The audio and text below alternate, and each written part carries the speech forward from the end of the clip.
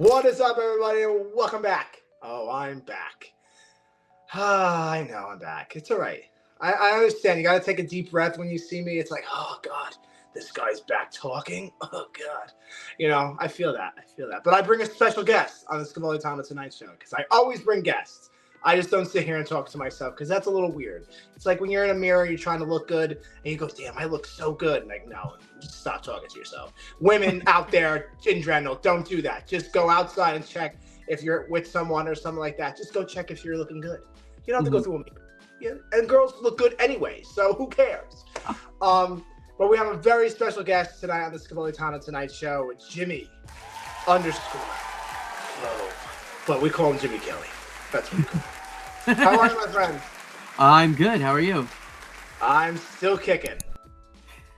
If I stop kicking, Jimmy, that's when you call. Like, that's when you press like the button, that red button. Like, come get him. You know that button. Mm-hmm. Yeah, I got it. My fingers hovering over it. Don't worry. Please, Jimmy, I need it because if I just go this episode, I'm mentally drained. Just go like that. Just keep the show going. Don't even like. It's your show today. It's your episode, so you can talk as long as you want. Okay. Oh, there he goes. Oh, damn it! I missed the button. Nope, it's all good. Everything is all good.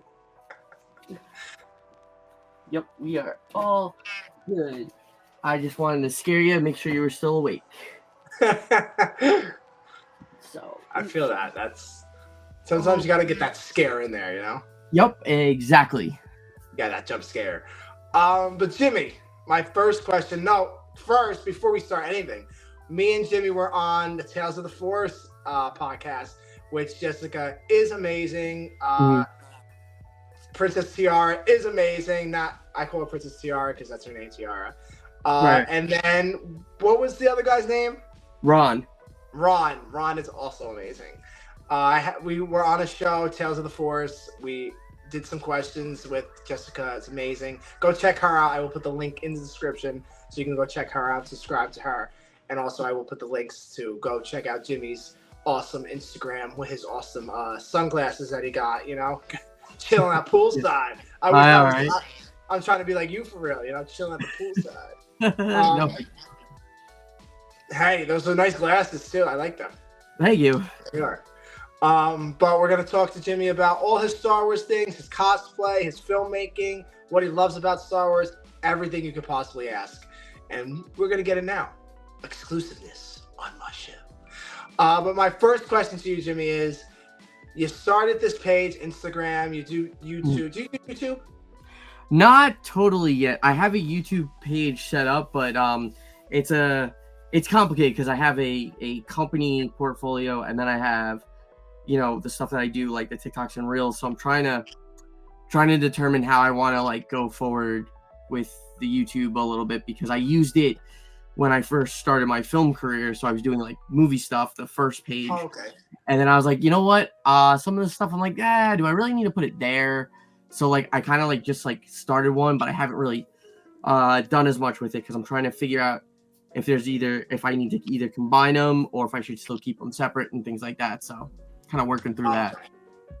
But so you do TikTok, you do the Instagram for Star Wars. What is your Star Wars journey? How did you become this massive Star Wars guru? Because you know a lot. Like you do know a lot of Star Wars. I could tell on Tales of the Force. You're very passionate. You're very like, yeah, gotta get it. Gotta get it done. But so how did you become this massive Star Wars fan, Jimmy? So as a kid, I remember going to the special editions. I remember going at least to one of them in theaters. I remember having the classic gold special editions case with the half of it was like Vader and you slipped it out and you had the 3 VHS. Oh, okay. So as I got older, I started to realize that like, while my dad liked it, my mom was super passionate about it. She likes to talk about how A New Hope is her favorite movie because when she was a kid, the new theater got a new Dolby system. So they wanted to go to the movies and see it because it was like supposed to be like the special thing. And the movie that she went and saw was Star Wars, but she had no concept of what this movie was about. And she goes, there was nothing ever like that. nothing to compare it to. It was just something totally unique. And I realized that I got my passion for Star Wars from her. And since then, we have done a lot of different Star Wars things.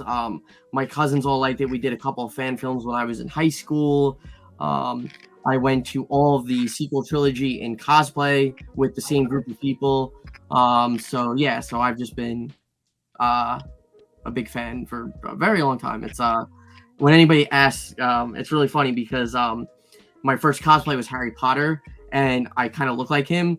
So everybody always assumes that Harry Potter is my favorite, and I'm like, nah, Star Wars is still number one. Star Wars is the greatest storytelling of all time. I can see you looking like Harry Potter. I can get on that board. I can do that happens a lot. They go, Harry. Yep. And then we go, we're not Harry, we're not Daniel, guys, stop. But you gotta stop. But that's awesome. So you came through your family. So your mom and dad were such massive fans. Mm-hmm. That's really cool. Yeah, and then what was it? It was like it was just something that we all liked. Then my sisters liked it, and then I have younger cousins who really started to get into it, and like, oh, wow. It's like a fairly like every so often like there's some sort of like discussion about Star Wars. So that's good. It's probably fun. I think when you guys are eating Thanksgiving dinner and Christmas dinner, it's like I have the high ground, and it's like Do we I try to throw in as many Star Wars puns as I can, and it was actually really funny because years and years ago, I think I was in 8th grade. One of my I don't remember why, but my cousins got new Star Wars costumes, but they got them after Halloween. So like it was decided that Thanksgiving we were supposed to dress up in Star Wars. So if I remember correctly, I did I dressed up as Attack of the Clones Anakin for that. That was cool. You know what? That's funny. I used to dress up as Batman and Robin when I was little, and I used to like with my cousin when he came down.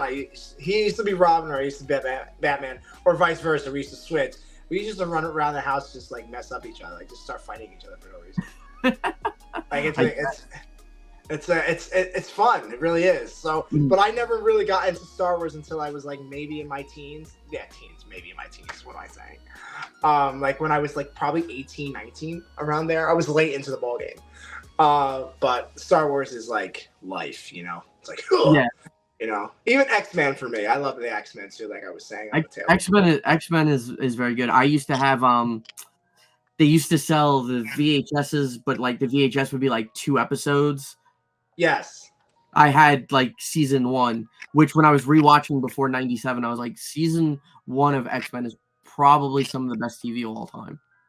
It is. It really is. The animation, like I said, I'm team animation all the way. Nothing live action like the X-Men movies, the Star Wars movies. Like, I'm not a big fan. Like, I'll support it because it has the characters that I like in it. But I'm not like, I got to get a poster of it, got to hang it on my wall and frame it. No. Like the animation, like you'll find a lot of posters right here that are all animation. So like you said, your mom was a big fan of The New Hope. So what are your top 3 favorite Star Wars movies and why? That makes it a lot easier because I just whenever anybody asks me like my favorite movies or whatever, I just lump the original trilogy as one big movie, and I just go, that's a complete story. I don't have to explain myself. So there you go. So that works perfect. What are your top 3 Star Wars movies? There you go, the original trilogy. It's right there. I'm gonna hand it to you. Now, why do you like them so much? Why do you love those 3 movies? So, for me, obviously part of the reason is like that's what I started with. Because I got into Star Wars before, even the Phantom Menace. You know what I mean? Yeah, right when you came out of the womb. It just kind of flowed. Right, I feel that. But so for me, what I think I like about it is, while all of the different eras are very important and they're all interesting and they all supplement it, I feel like those 3 movies are just like the most complete. Like you could literally take the original trilogy and never add anything else, and technically that's complete. Not that I'm not happy that they continue, like I'm very happy that they continue because there's plenty of greatness. But so if you take that, that's like a complete story. And I like the fact that you have this basic hero's journey with this aspect of like government and religion and aspects, and it's just kind of melded together into this one very simple thing of like, you know, just rising to the every one of those characters. It's all about them being nobodies to a certain degree and rising to the occasion to do something bigger than themselves, for something bigger than themselves.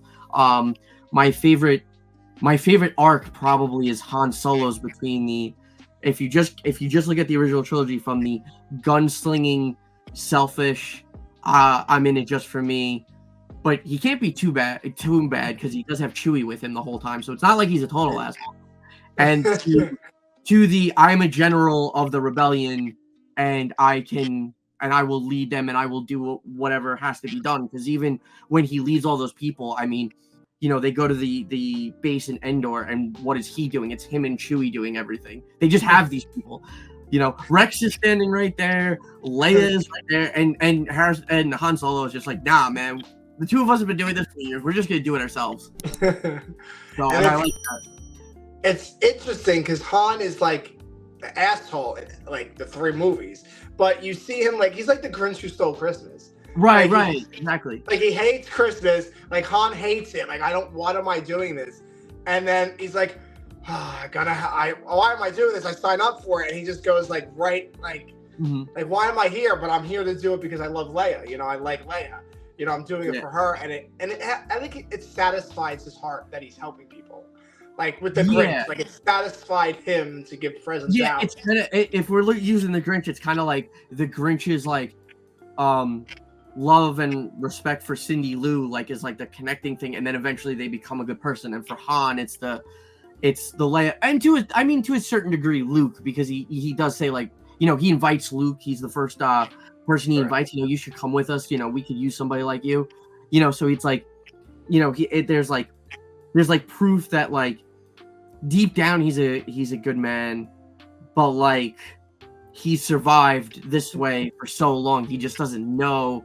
And then he, like I said, he eventually, you know, he's a general by the end of the movie, the beginning of Return of the Jedi. Like he's in Carbonite for 9 months or whatever, and then he comes out and they're like, yeah, we need somebody to like be a general on Endor, and he's like, yeah, no, I can do it.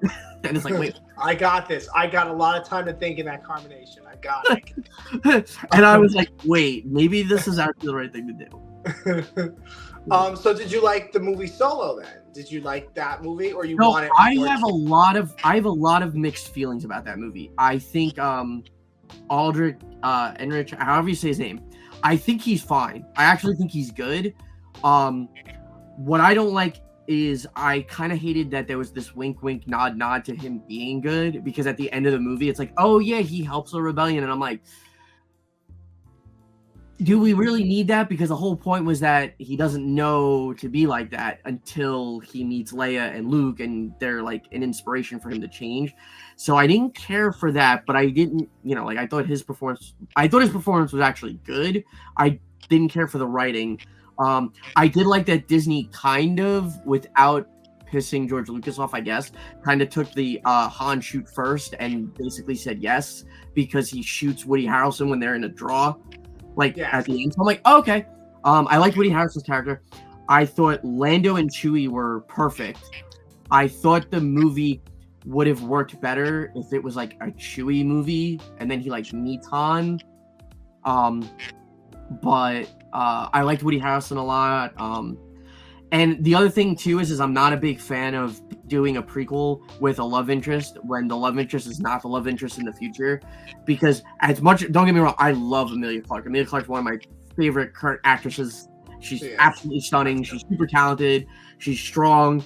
But I kind of sat there and was like, yeah, but he ends up with Leia. Like, I don't really care. Like, she's either gotta die or they gotta break up.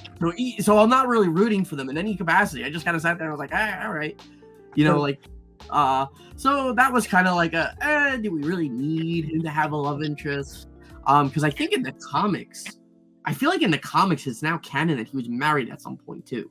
Like, I'm like, like, do we really need any of this? Like, Not really. I don't think we needed that. But Kira, I liked her character though. Like I didn't mind her character. Like I was like, like if they had this character, if they would have had the character and it's like, oh, he has a crush on her, but she's just manipulative, that would work. But they tried to push the love story a little too hard for me. Yeah, because we know that he ends up with Leia, and Exactly. then she gets comics with the Crimson Dawn, so she got a comic with that. But where is she now? Like that's the biggest. Is she dead? Is she died in the comics? Where's does she meet Leia and say, I liked Hans, and they start fighting over him? Like a cat fight at the mud. Yeah. Do they do that? What do they do next with her character? Because Emilia Clarke, like you said, is amazing. She's my Daenerys, and they should have never killed her in Game of Thrones. But that's another podcast for today. I can feel for you there. Yeah, she was supposed to be meant for Queen, rule the Seven Kingdoms, but no, she had to get shanked by Jon Snow. That rhymes, actually. I just made a rhyme. Yes. But yeah, I didn't like the ending. So anybody out there watching this, I really didn't like the Game of Thrones ending.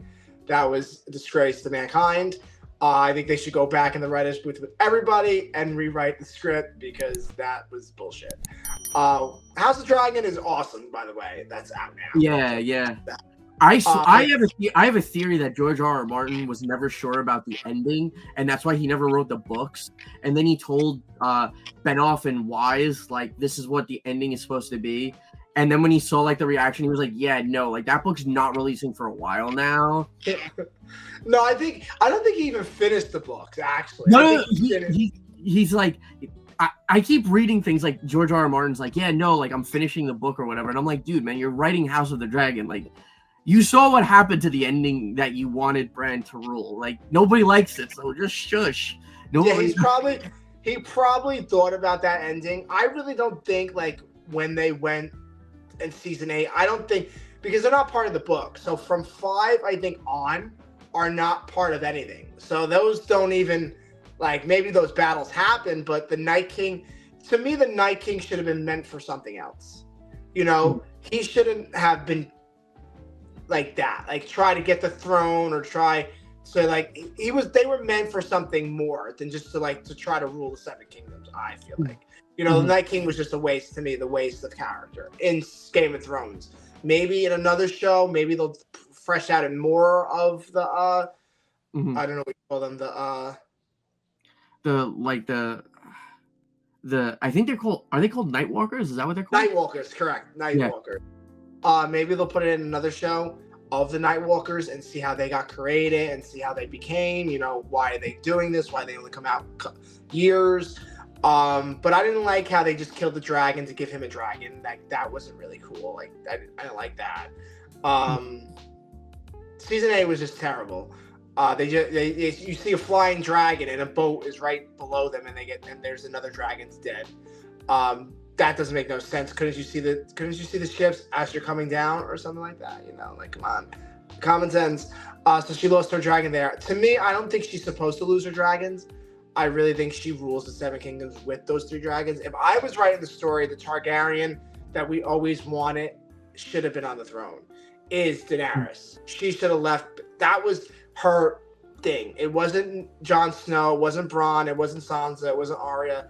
It was a Targaryen. And she was nothing like her father, and they made her look like the Mad King at the end, burning down King's Landing, which she had a good reason to, because you killed her dragons, and you chopped her friend's best... You killed her best friend's head, right? Chopped it right off. But yeah, like that should never happen. I had a whole room dedicated to Game of Thrones. No more. I took it all down. Once the finale hit, yeah, I ripped it all down.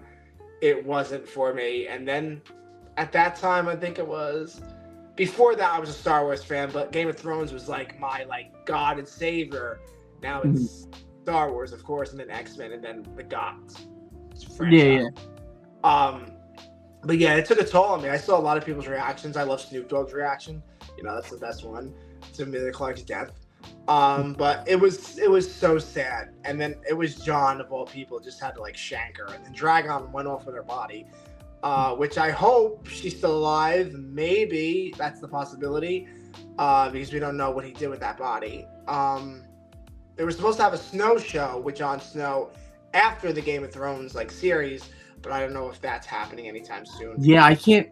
That's the problem, is I can't figure out what they're supposed to do, because they're doing Duncan and the egg. Yeah, which I don't really understand why. I feel like there's plenty of stories that we already have a hint at, and I don't know why it was that. Correct. I don't know. I don't know why. And as far as I know, Jon Snow is still supposed to have a show. It's on the table or it's shelved. They can't, because you have to get the right story with that show. What is Jon Snow doing really? What is he? He's really not doing much. He goes back to the Night's Watch. His watch has ended, and we see him just go off into the winter. Castle Black. Sorry, not Winterfell. But yeah, what are you supposed to do with that show? If it was a limited series, then you can have one season and then pick some spin-off shows from that, of course. Where's Arya in that time? How's Sansa doing? I really don't care for Sansa's character. I don't like Sansa. I really don't care about that character. Bronn, he's an idiot because he could tell the future. He knew everything was going to happen. Sit down on your pedestal that you just can't get up on. Arya, I liked her.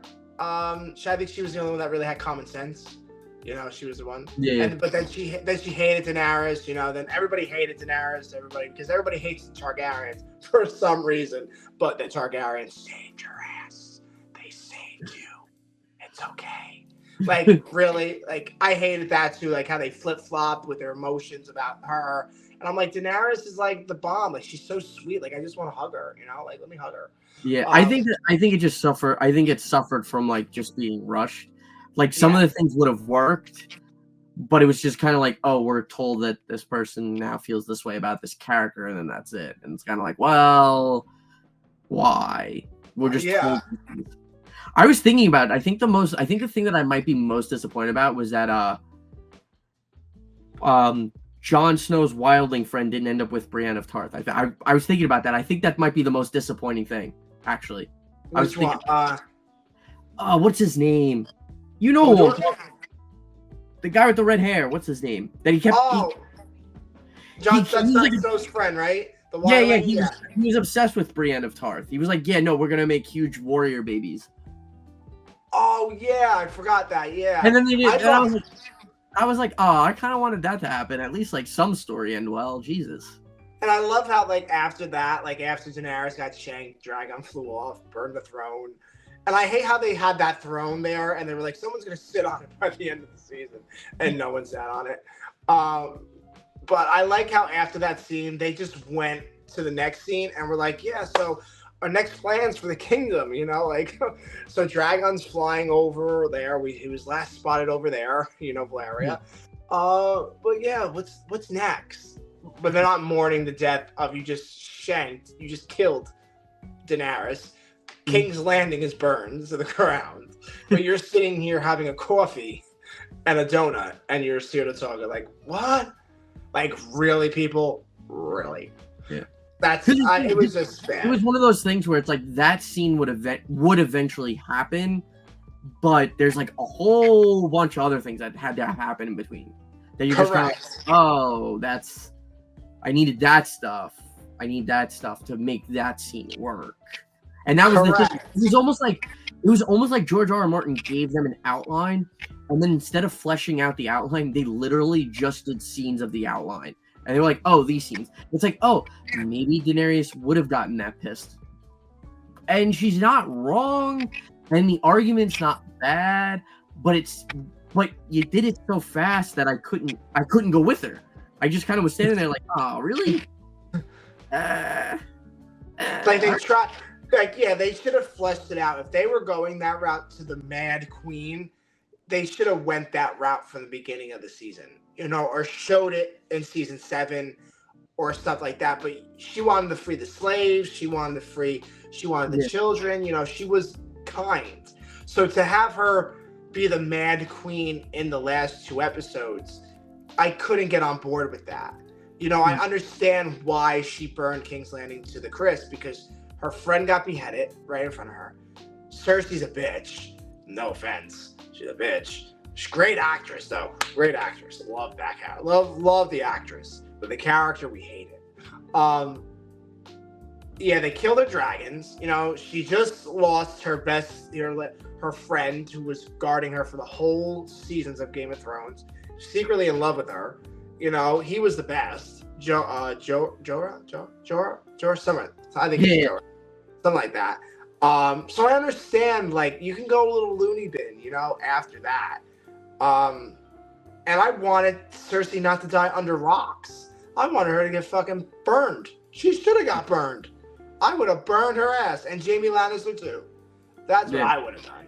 But I see, I'm not writing. See, I gotta start writing things, Jamie. I guess so.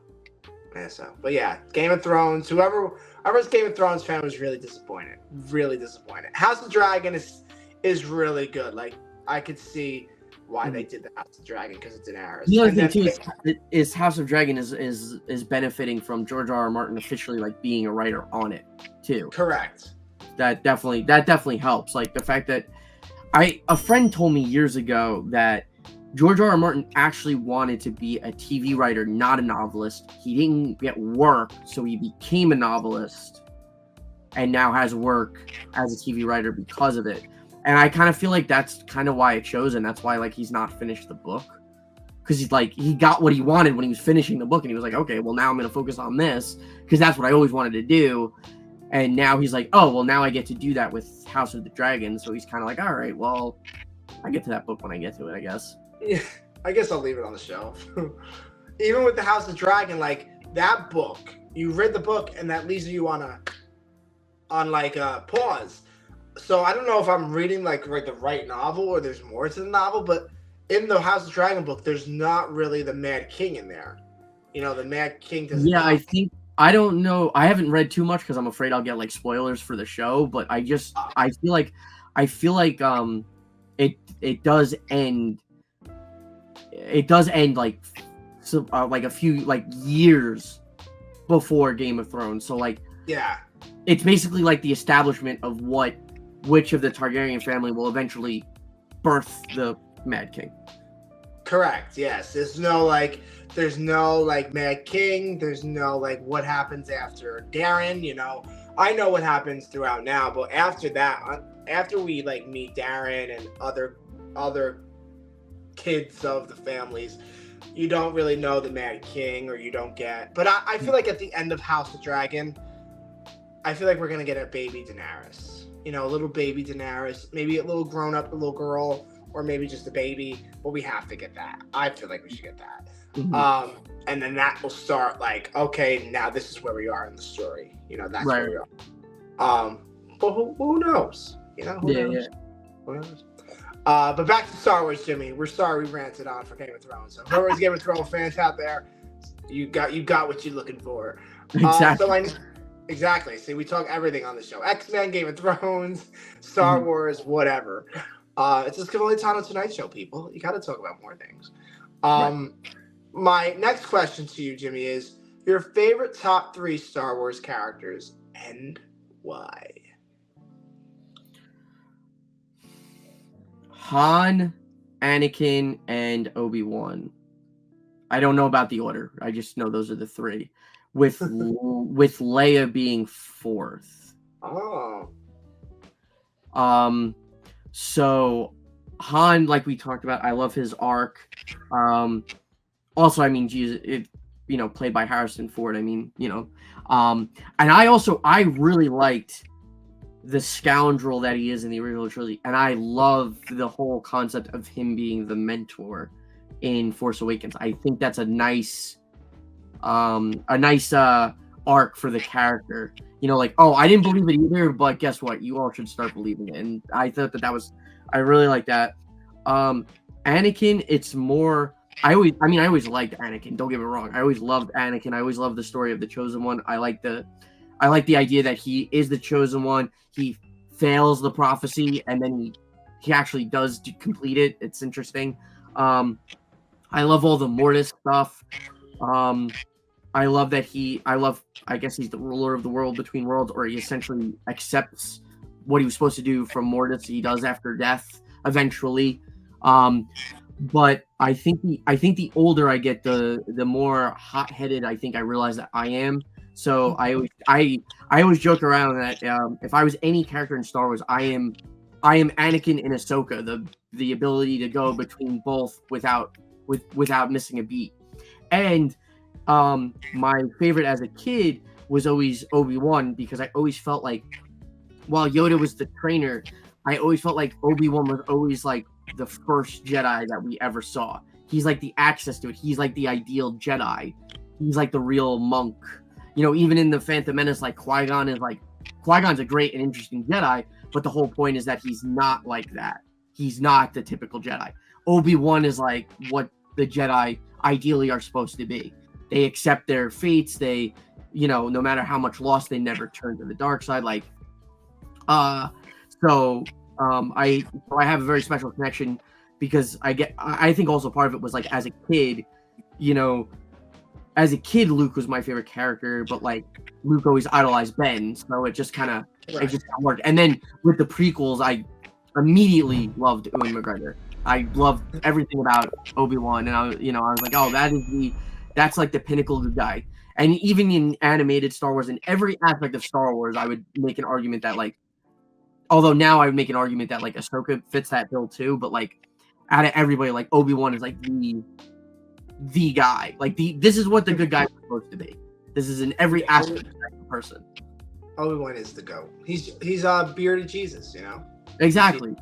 Bearded Jesus. So you're going to Chicago, Fanboy Chicago. Yeah, I'm going to Fan Expo Chicago. I have my cos plans. I do have to get a pair of pants though for one of them, but that's okay. But I have everything. I hope you go with pants, Jimmy. I really hope. You know, I hope you don't. Yeah. Just going up to Hayden Christensen and Mark Hamill, you know, with no pants on. Yeah, I mean, yeah, that wouldn't be good. Now, are you excited for that? How are your feelings towards that? Because I would. I'm super excited. I've met both Mark Hamill and Hayden Christensen separately. I've obviously never met them together. And that's like basically like why I'm going to this con. I've made the decision, you know, if I get this photo op, then I will go to this con. And I was like, oh, all right, well, I got it. But for me, I think it's interesting to see who I was. Like I said, who I was as a kid. I always thought I would be Luke, to who I feel like I am now, which is Anakin, and to see them both at the same time. I think there's a sense of poetry to that, aside from the fact that obviously it's Anakin and Luke. Aside from that, because there's very obvious a lot of poetry involved. So yeah, I'm very excited. I'm trying to work on my puns for when I see them, because I'm gonna see if I can make them laugh. We'll see. What do you mean Jimmy got kicked out of the con? Yeah. Too much puns. But that's the cons of fun. It's really going to be weird because, you know, Mark Hamill is the son of Anakin, and Mark Hamill is way older than Hayden. You know, you got to make a pun around that one. That's true, but George Lucas has made it canon that the Force Ghost is Hayden Christensen, so we're just going to say that that's the Force Ghost. I'm going to what is it? Is it Octu or whatever, where Rey trains with Luke, but I'm gonna see instead of Force Ghost Yoda, it'll be Force Ghost Anakin that visits Silkon, and that's the picture. So you're ready for Fan Expo Chicago. Do you like the sequels? I do. Don't get me wrong. I see that they're flawed. I know where there's issues. I also have ideas of how I would fix it. But overall, I still did. I liked that. I mean, how do I put this? Like, I really liked Force Awakens. I also like kind of understood it from like a pure production standpoint. Like, hey, you know, that was before there was all the love for the prequels. Disney had just bought the property. You know, they weren't 100% sure, like, oh yeah, let me make it in totally new Star Wars. So they did play it safe. It was very obvious. They were like, let's just take A New Hope with aspects of Empire Strikes Back and let's like remake it. I understand that. That's fair. And they had J.J. Abrams, who just remade Star Trek and did a phenomenal job. Like, I get it. I really enjoyed it. I think The Last Jedi is a mess. I think Ryan Johnson got too cute with it. I think everybody's talking about, oh, it's so different. And I'm like, I don't really think it's that different. I think there's a lot of like, if you look at it like a book, I think the cover looks different, but then when you open the book, it's all the same stuff. Like, I don't think it actually does very much different things, although the Jedi stuff is very fascinating. And then I think The Rise of Skywalker was kind of like, they weren't totally sure what to do, but it had cool aspects. Like, I actually liked the Emperor coming back. I just kind of wish The Last Jedi could have ended with the Emperor speaking to everybody, and then like the movie could have opened up with Kylo Ren figuring out how and where he survived, and then that would have answered like 30 different questions, and then the movie could have been better. But yeah, like, don't get me wrong, I see the flaws in it, but I also remember like I said, the excitement. I cosplayed for all three of them. I think all three of them I was interviewed by like a local like nerd newspaper too, that just happened to be going to premieres. So yeah, like I liked them. And I think they're just doing what George Lucas did with the prequels, which was he was like, oh, these are cool concepts, but I messed up, so let's have this animated series. And I think that's kind of what Disney's doing. They're like, oh, we kind of didn't explain things. Maybe the Emperor was trying to be immortal the whole time.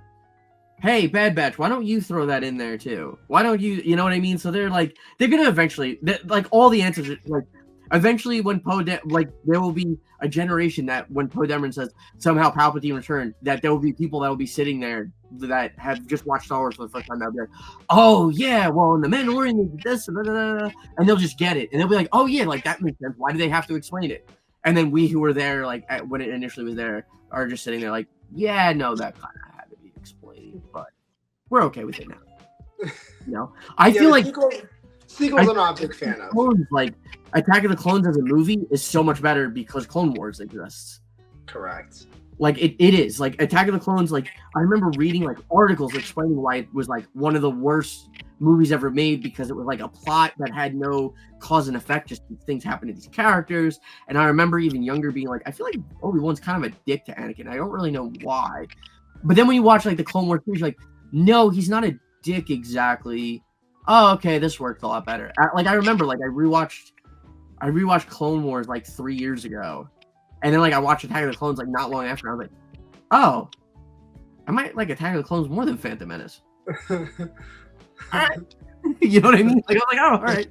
Yeah. So I just feel like it's like one of those things where like and I also feel like it's very overrated to just like straight up hate the sequels to like the point that it's like you really have to be. That's fine if you don't want to watch them. It's fine if you don't like them.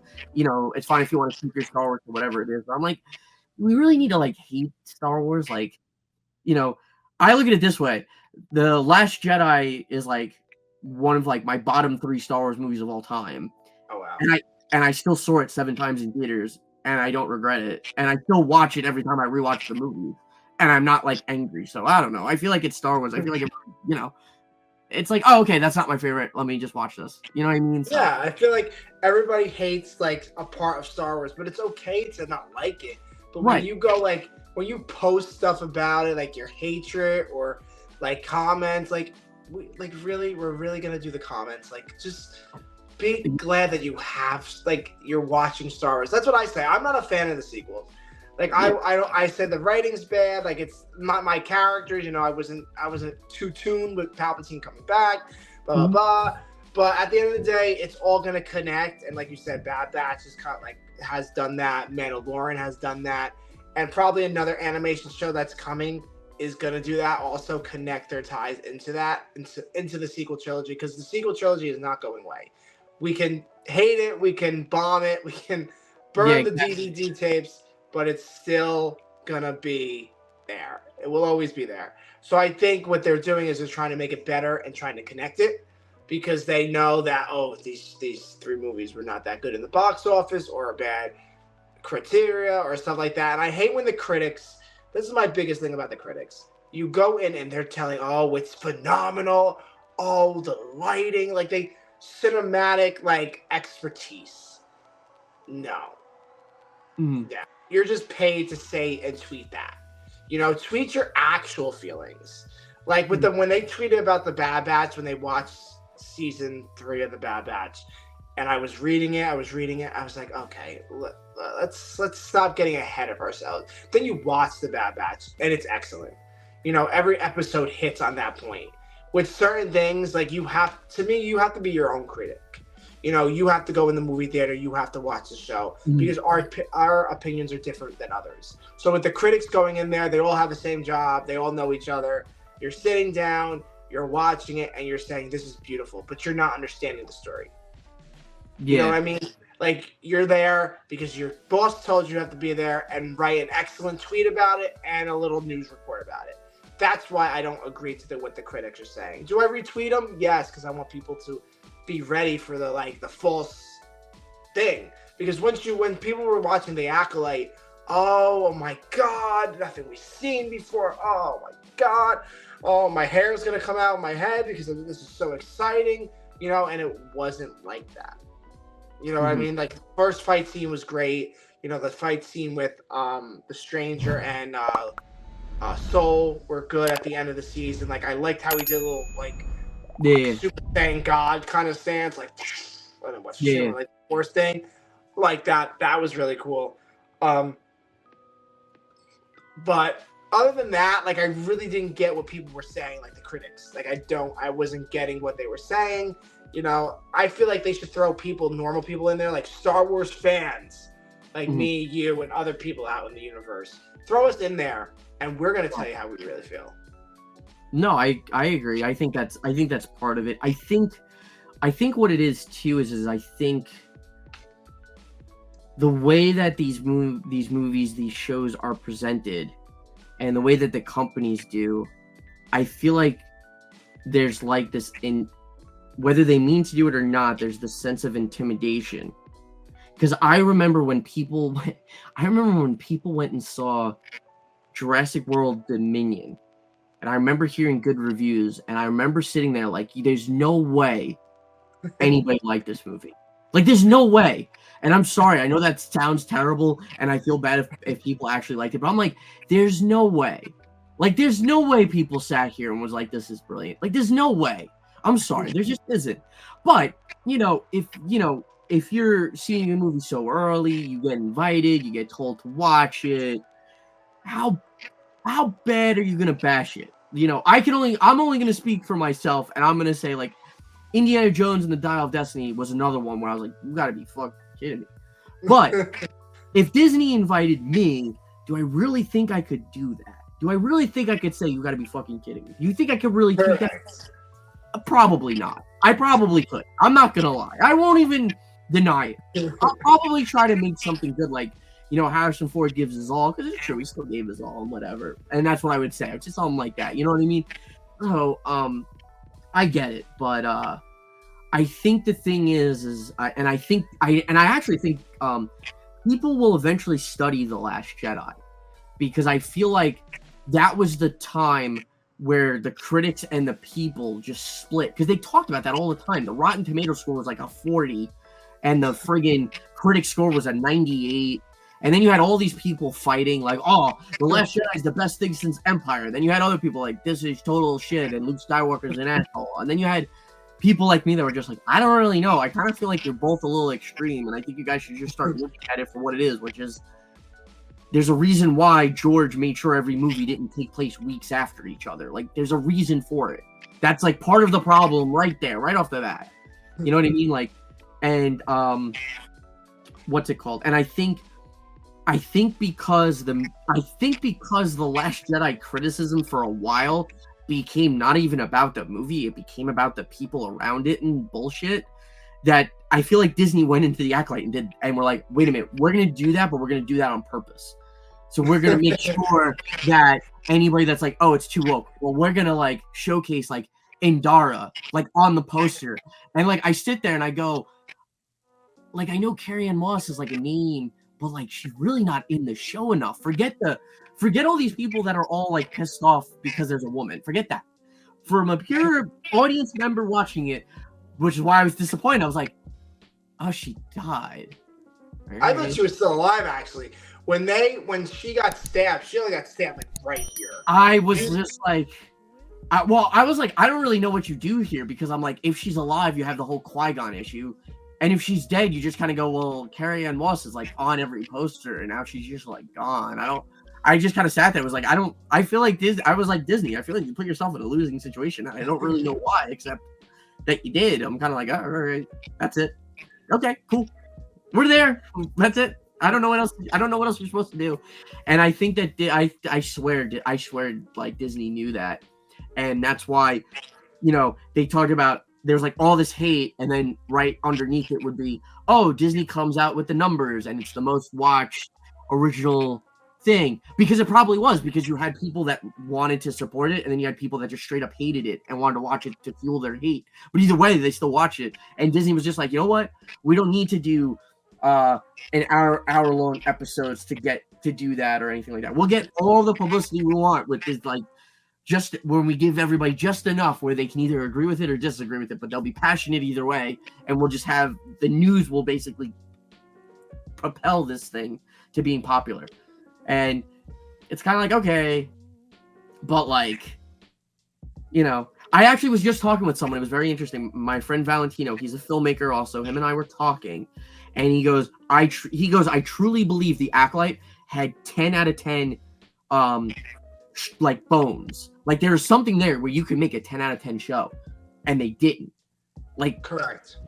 And that's the problem. And I go, yeah, no, I totally agree. And I feel like it's because it became all about the outside aspects. Like, oh, this is going to piss off this fan base. This is going to get this fan base riled up to support it. This is going to get these people involved, And it's a great marketing technique. It's just, I think people forget that we live in the time when we had Infinity War and Endgame, and whichever one you liked better, enough people actually liked them where they're still relevant and still talked about today. And that's why Endgame became the highest grossing movie of all time, because you had people rewatching them because they actually genuinely liked it.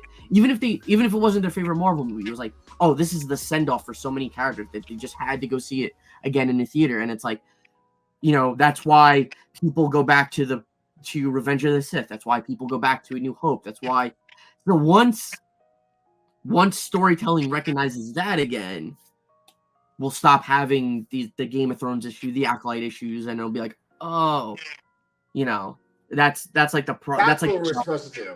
That's what we were trying to do. Right.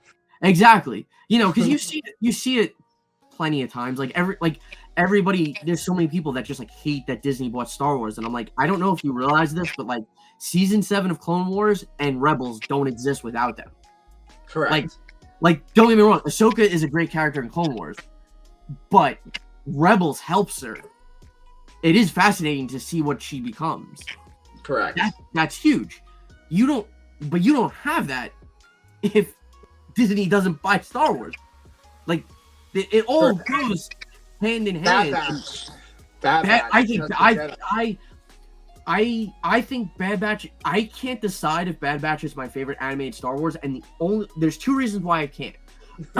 One is because it's the shortest, so I almost kind of feel like, they fleshed out so much in Clone Wars and Rebels. They fleshed out so much. I don't know if I like the fact that it's only 3 seasons. I will say that is an issue. And the only other issue that I have with the series, because I absolutely love the series. I love the characters. I think the villains in it are phenomenal. I think the gray area characters, like the Imperial officer that ends up helping them towards the end of the series. Yeah, I don't remember his name. Great part. Yes, are all fascinating. The only problem I have is the reason why, or part of the reason it feels like that the Empire exists as long as it does, is because too many of our heroes decide to go into hiding, and that bothers me. Yes. I know Yoda did it, but George Lucas established that in the original trilogy for whatever reason, so that like has to exist. But it's like, well, Rex goes into hiding until Ezra meets him. Hunter, Wrecker, and Crosshair, and Tech. Oh no, not Tech. Sorry, my God. I always thought that Tech was gonna end up being alive, and he wasn't. Echo. Yeah, Echo. I think Echo might still help out. I don't really know, but like they're just like not. I understand that they wanted to raise Omega, but I'm like, I don't know, really. Like I understand why they would, and I understand that they wanted to find something else besides soldiers, but I'm like, that's a really convenient way to be like, yeah, no, Hunter wasn't involved in the rebellion. It's like, that was my only thing. But I did like the fact that Omega knows better and does go out. So correct. But I wanted her to become a Jedi. I wanted my Omega to become a Jedi. Still could. It's still not impossible. Yeah, still possible. Yeah, like I don't like. That's what I'm saying. That was the only thing when I saw the ending. I thought like when they showed all of them on the planet together after they save Omega, I was like, oh, okay. Like if they end right here, then they could do anything with those characters. They could do just whatever they want. But then when they had I wouldn't call it. It's obviously not an end credit scene because it happens before the credits, but it felt like an end credit scene, like a button. I was like, I liked the button because I liked the interaction between Omega and Hunter, and I thought that was very real. But there was, like I said, there was a part of me that was kind of like, oh, so they just kind of stopped fighting. Which, don't get me wrong, I understand why. They basically only knew fighting, and they wanted to find something else, and they wanted to protect Omega. And I think that's an honorable thing. I think, that makes sense. But there was a part of me that kind of felt like, yeah, but they kind of had to be written that way because the Empire exists for 19 years or whatever the hell it is. Correct. So I was kind of like, I have mixed emotions about it, but overall, I mean, what's it called? Don't get like Disney animation. Yes too, but like Star Wars animation has always been pretty, and it's always got improved. But I mean, nothing looks better than the last season of Bad Batch. Jeez. I know, that's beautiful. I can't wait for the. I think the Tales of the Empire really was good too. Tales of the Empire was really good too. The only flaw with both Tales is that because it's like so short. It just fills in pieces, and like the stories are good, but there's almost like just not enough of it. It's Correct. good though. Like I love the Dooku episodes like a lot. Like I love those. And I love the Ahsoka training episode. Like that's like one of the best episodes of just TV. Yes. But at the same time, they're just so small, and then you only get like 6 of them, and you just binge it real quick, and then you just gonna go like, okay, like that's cool. Like I got a couple answers, but that's like, so it's still good. It's still beautiful. Like I think like the music's very pretty and the animation's very pretty, but I'm like, yeah. But like Bad Batch season 3, like I think season 3, like 90% of the episodes were like heart-wrenching in some capacity. It was. Even I love the Bad Batch. I've grown to love Crosshair. I've learned to love I love all of them. I really feel like they should have made that. They should have ended it like that because they, like you said, they were fighting for so long and stuff like that. But I want it like maybe like post-credit scene that has the clones still fighting, because we don't know what happens. Like we know Senator Shuchi is fighting for them, but what happens with that? Like we don't even know what happens with that, I think it will be answered maybe in a new animation show, but I hope they have an animation show that shows like I want a Zod's Venture show with Quinn the Boss. I think that show would be amazing to show the path like we were talking about.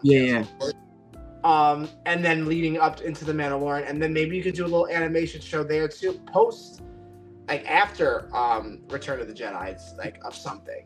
Well, that's like I kind of feel like it would actually be beneficial for the Mandalorian movie. Well, not the Mandalorian movie because there's the Mandalorian Grogu movie, and then there's like the Dave Filoni cumulative movie that is eventually supposed to come out. It would benefit to have an animated series with the original trio that shows right post Return of the Jedi. I feel like that's kind of needed, which they're kind of doing. What? What characters? This Luke, Han, and Leia. Luke, Han, Leia. Okay. Like that's what I would do. I would do like 2 seasons, 12 to 16 episodes each season, and I would explain all three's perspective as to how they get to wherever they're supposed to be, to explain where they are in Dave Filoni's movie, whether they're in it or not. I feel like that's like, and I think they are going to recast them for live action or something, or they might use the solo actor for Han. But until they figure that out, it would just be easier to just do with animation. Yeah, animation is key. It just works. It's a nice fill-in thing. Like, don't get me wrong, the animators themselves have a lot of work to do, but when it comes to, voice acting, like at a certain point, certain people like know their characters so well. Like, I mean, that's why Tales of the Jedi is as good as it is, because half of them, if not 90% of those actors, have already played those characters. It's literally about bringing them in one more time to do their thing. Correct. And they're all like besties with each other anyway, so. Yeah, they know their characters better than any director, an animation director they're going to bring in anyways. They literally just need to be told what to say. Correct. Just write the script. Yeah, exactly. That's all they got to do. They got to write the script, and the animators have to generate all those images. That's it. And the actors just have to go. Like, you need Ahsoka. It's like, okay, Ashley, here you go, and stuff like that. It's very, very easy, at least in that regard. Correct. And if they needed Jimmy or Scevoli Tano, I think we're there for it too. Oh, of course, yeah. I'm just all for more Star Wars content, which it's really funny that we're talking about the Return of the Jedi, because Marvel just announced that they're doing a comic run for Star Wars. That's going to be that. And I wonder what that's going to be involved with. I saw that too. Yeah. So it's been in my mind, because again, like, you had the novels or whatever, but like Dave Filoni said, movies then TV are key. Like that. So they can if they want to, they can rewrite everything if they choose to. I mean, Dave Filoni's already rewritten a couple things and stuff like that, so it's not impossible for them to make a Marvel run and then them still fill in blanks with an animation show, which I think would work. Which honestly would be a good test for if they're going to use the solo actor for Han Solo, they could just use his voice to see if he's appreciated by the fans. They have Donald Glover for Lando, and then it's just a matter of testing a Leia and a Luke. I mean, Mark Hamill could lend the voice, but I mean, even Mark Hamill has said, if they want to keep doing a live action, they really should recast. He's even said that, as far as I know. He said that after Book of Boba Fett.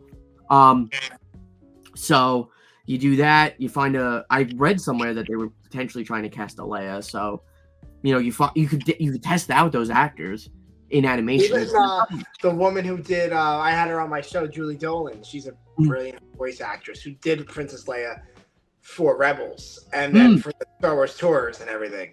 That's her voice. So they could use her as she did motion capture before, so she is a motion capture artist. I would boot her. I like that idea, because that's one of the most fun aspects about Bo-Katan. When you see her in The Mandalorian, was like, it's like, no, like that's actually her.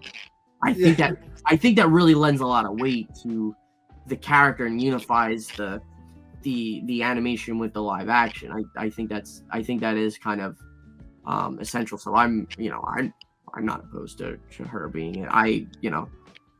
That works for me. Her voice works fine. It's already worked before. Correct. I think we should I think they should bring us in, Jimmy. I think we have unique. You could be Han, I'll be Luke. I'm fine with me. I'll be Han.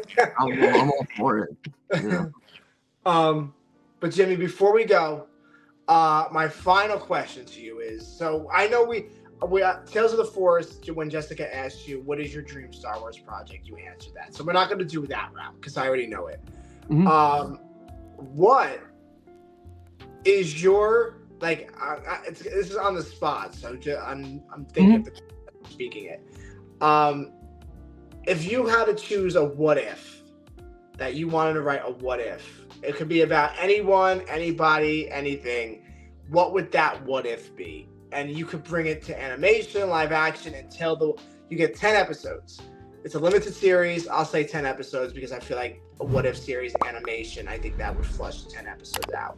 Or 12, live action, they do it in 8, but to me, if you're going to flesh out a whole story, why would you do 8 episodes? I would do like 10, So if George Lucas called you and said, "Hey, Jimmy, I need you to write a what if series," and I want you to pick one what if, and I want you to tell the story until you have an ending for it. What would that what if be? Okay, so I think my what if would be what if on Star Killer Base, when before Han faces Kylo, what if Luke Skywalker showed up? What if because I remember seeing the movie and I remember thinking that the way that the movie was going to work was it was going to do the typical thing, which is 75% of the way through it, their MacGuffin, which in this case was Luke Skywalker to a certain degree, was going to show up and kind of save the day and lead into the next movies. And I agree with Mark Hamill. We never got the chance to see Han, Luke, and Leia interact ever in the sequels, which I think is a problem. So for me, I wonder what that would have been like, because I think to a certain degree, headcanon is that part of the reason why Luke is so isolated is because he understands that Anakin did balance the Force. So for all the power that Luke gains, there has to be an equal power in the dark. And that's why he thinks Snoke and Kylo are as powerful. And he basically gives up because he's like, maybe I take their power away. And instead the Force brings somebody else. And I feel like that's what he would have learned in his isolation, was that he can't run from that. And I think having him interact, he would have obviously saved Han. So there would have been this interesting dynamic between Han and Leia, kind of like a, how do we fix our son, but also who's to blame? Because that's essentially why they kind of divorce. Kylo having to deal with that. I think Snoke then would have been a bigger issue. I think the Emperor still could have been brought in as the main antagonist still. Like, maybe the truth is that Luke existing, the balance was the Emperor to a sense, and I don't know. There's a lot of different aspects to that.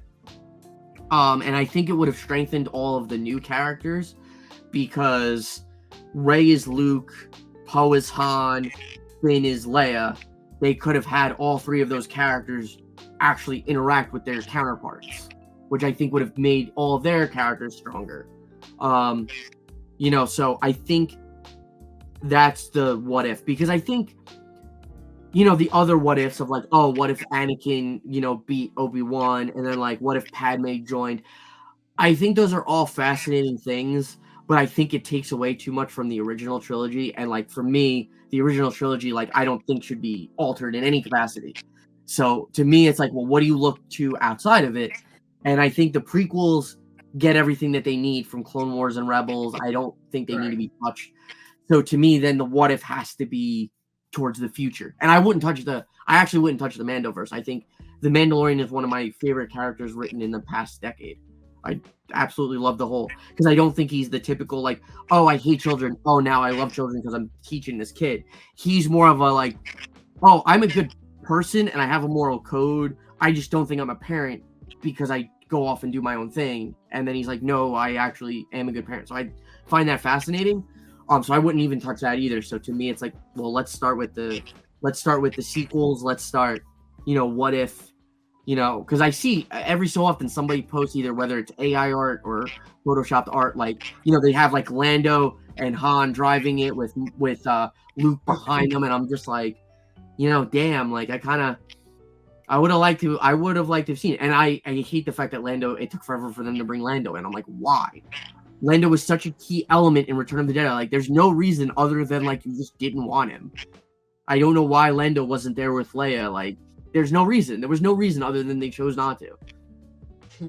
So I think doing that, and like I said, I think it would have been interesting for Luke to be teaching Rey while trying to help the rebellion.